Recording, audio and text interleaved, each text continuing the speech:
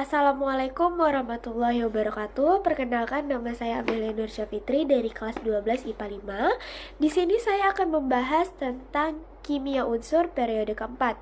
Yang pertama, unsur-unsur periode keempat. Yang kedua, kelimpahan unsur periode keempat. Yang ketiga, sifat-sifat unsur periode keempat. Dan yang terakhir, pembuatan, kegunaan, dan dampak penggunaan unsur periode keempat. Unsur-unsur periode 4. Unsur transisi atau unsur periode 4 adalah unsur-unsur yang konfigurasi elektronnya berakhir pada subkulit D dan subkulit F. Unsur transisi periode keempat terdiri dari skandium, titanium, vanadium, kromium, mangan, besi, kobalt, nikel, tembaga, dan juga seng. Kelimpahan unsur periode 4. 1. Skandium. Logam ini ditemukan pada mineral torfetit. Skandium dibuat dengan elektrolisis cairan yang dicampur klorida lain. 2. Titanium ditemukan pada mineral rutil yang dibiji besi sebagai ilmenit dan ferrotitanate. Titanium terdapat pada bagian karang, silikat, bauksit, batubara, dan tanah liat. Titanium dibuat dengan metode Kroll yang banyak menggunakan klor dan karbon. 3. Vanadium. Vanadium pada senyawa karnotit dan vanadium atau logam campuran dengan besi dihasilkan dari reduksi F2O5. 4. Kromit. Unsur ini ditemukan pada kromit dan sejumlah kecil kromoker. Logam krom dibuat menurut proses Goldschmidt dengan jalan mereduksi Cr2O3 dengan logam aluminium. Mangan bisa ditemukan pada biji berupa pirulosit dan rhodochrosite. Pembuatan ferromangan dilakukan dengan mereduksi MnO2 dengan campuran besi oksida dan juga karbon. Yang keenam, besi. Besi jarang ditemui secara bebas di bumi, namun berada dalam wujud biji besi, seperti hematite, siderit, dan magnetit. Besi dibuat menggunakan biji besi dengan cara mereduksi biji dalam tanur atau tungku. 7. Nikel. Nikel bisa ditemui sebagai senyawa seperti sulfida, arsen, dan silikat. 8. Tembaga. Unsur ini dapat ditemukan pada prit tembaga, bornis, kuprit, melakonit, dan malasit. Tembaga diperoleh dari biji kalkopirit melalui tahapan pengapungan, pemanggangan, reduksi, dan elektrolisis. 9. Seng. Unsur tersebut ditemukan di alam sebagai senyawa sulfida seperti seng blende, senyawa karbonat kelamin, dan senyawa silikat seperti hamimorfit. Pembuatan logam seng dilakukan dengan memanggang seng sulfida, lalu oksida yang seng direduksi dengan karbon pijar. 10. Kolbat. Kolbat di alam ditemukan sebagai arsenda dari FeCONi dan dikenal sebagai smeltit, kobaltit, dan erintrit. Unsur kobalt ketika hujan hidroksida hujan akan timbul. Sifat-sifat unsur periode 4. Yang pertama, sifat fisika. Bersifat logam. Semua unsur transisi periode 4 adalah logam dengan elektron-elektron berpasangan kecuali pada logam seng. Keadaan ini membuat kisi kristal logam dalam unsur ini lebih susah dirusak daripada kisi kristal logam golongan utama. Logam-logam transisi bersifat keras dan memiliki daya hantar listrik yang lebih baik dari logam pada golongan utama. Kedua, memiliki titik leleh dan titik didih tinggi. Keunggulan ini disebabkan ikatan antara atom pada logam di unsur tersebut lebih kuat dari 9 logam pada unsur transisi periode 4. Hanya seng yang titik leleh dan titik didihnya paling rendah. Hal itu dipicu keadaan pada seng yang orbital D-nya telah terisi penuh dan menyebabkan antar atom seng tidak bisa membentuk ikatan kovalen.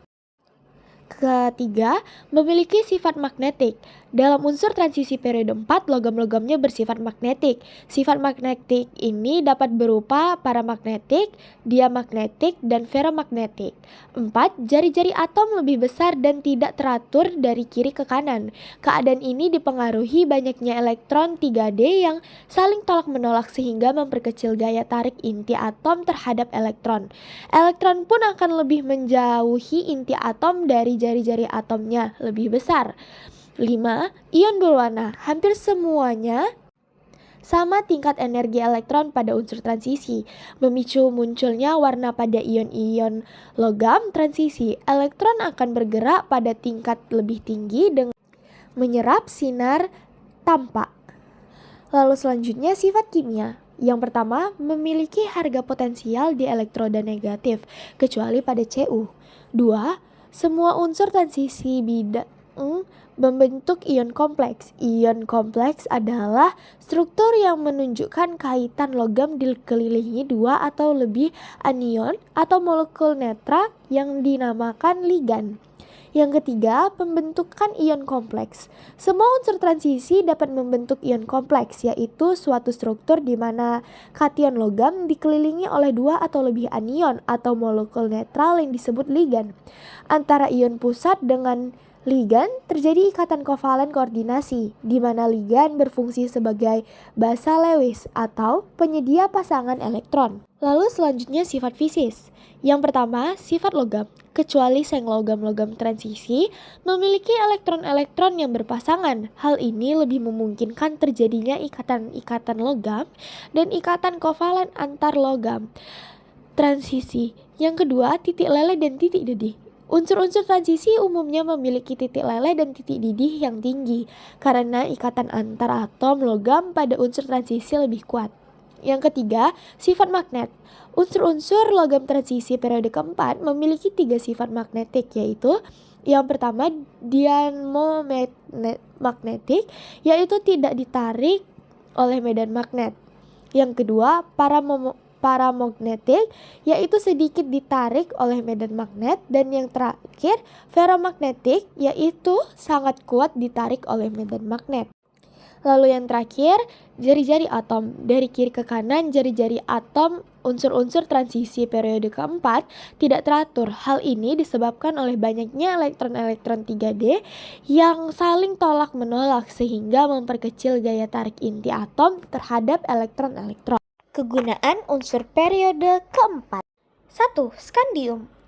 Alloy aluminium skandium untuk industri luar angkasa dan peralatan sukan, basikal, bat, baseball, senjata api, dan sebagainya yang memerlukan bahan berprestasi tinggi. Kedua, titanium.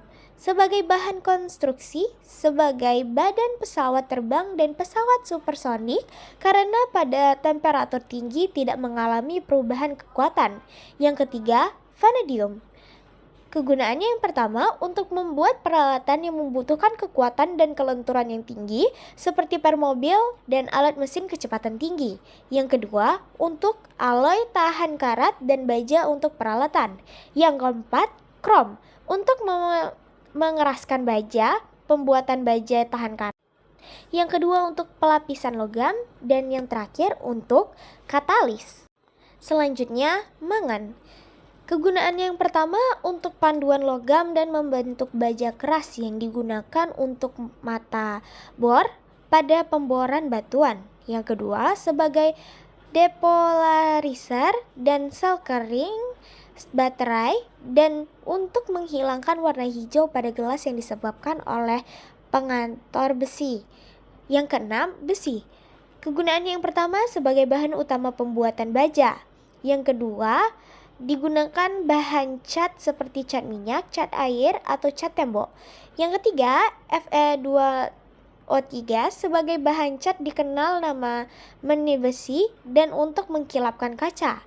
Dan yang keempat, FeSO4 digunakan sebagai bahan tinta. Lalu yang ketujuh ada kobalt. Kobalt yang dicampur dengan besi, nikel, dan logam lainnya untuk membuat alniko. Yang kedelapan, nikel sebagai komponen dari pemanas listrik yang merupakan campuran dari Ni, Fe, dan Cr. Dan yang kesembilan, tembaga. Yang pertama, sebagai peralatan listrik. Kabel listrik karena sifatnya yang mengantarkan listrik. Lalu, untuk membuat pipa kaleng. Pipa ledeng. Dampak periode keempat. Yang pertama, dari limbah. Pada pengolahan logam besi, jika limbah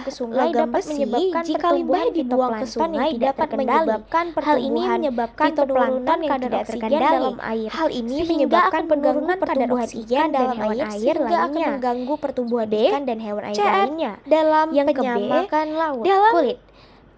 Krom digunakan dalam penyamakan kulit untuk mencegah mengerutnya bahan sewaktu pencucian. CMN. Dalam pengolesan dan pembuatan baja, pada pengolesan dan pembuatan baja dengan logam NN akan dihasilkan suatu asap dalam jumlah yang banyak. Asap ini bersifat racun dan dapat mengganggu sistem saraf pusat. Dan yang terakhir, CU. Pada penambangan tembaga akan terbuang pasir sisa yang masih mengandung logam CU. Jika pasir sisa ini dibuang ke perairan, maka akan membahayakan organisme-organisme di perairan tersebut. Mohon maaf Ibu karena banyak kalimat-kalimat yang salah saya ucapkan. Sekian dari saya, terima kasih. Assalamualaikum warahmatullahi wabarakatuh.